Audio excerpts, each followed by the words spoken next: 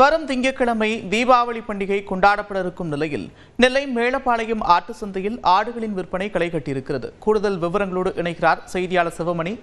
விவரங்கள். திருநெல்வேலி மாவட்டம் மேலப்பாளையம் ஆட்டுச் சந்தையில ஒவ்வொரு செவ்வாய்க்கிழமை தோறும் வியாபாரம் நடைபெறும். அடுத்து வரக்கூடிய திங்கட்கிழமை தீபாவளி பண்டிகை இருக்கக்கூடிய சூழல்ல இன்றைக்கு ஆடுகளுடைய விற்பனை களை கட்டி இருக்கிறது. வழக்கமாக 1500 ஆடுகள் வரை விற்பனையாகும் நிலையில் இன்றைக்கு 3000க்கும் மேற்பட்ட ஆடுகள் விற்பனைக்கு கொண்டு வரப்பட்டிருக்கிறது. 10,000 ரூபாய் முதல் 25,000 ரூபாய் வரை தரத்துக்கு ஏற்ப அதனுடைய எடை மற்றும் தரத்திற்கு ஏற்ப விற்பனை நடைபெற்று வருகிறது. இதன் மூலமாக மாநகராட்சிக்கு 1.5 லட்சம் ரூபாய் வருமானம் கிடைத்திருக்கிறது. இந்த விற்பனை அப்படிங்கிறது திருநெல்வேலி மாவட்டம் மட்டுமல்லாது திருநெல்வேலி, தென்காசி, தூத்துக்குடி உள்ளிட்ட பல்வேறு மாவட்டங்களிலிருந்து வியாபாரிகள் வந்திருக்கிறார்கள்.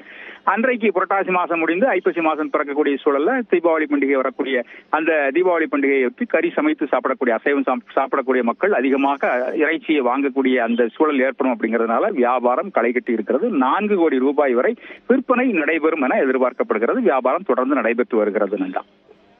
நன்றி சிவமணி விவரங்களுக்கு.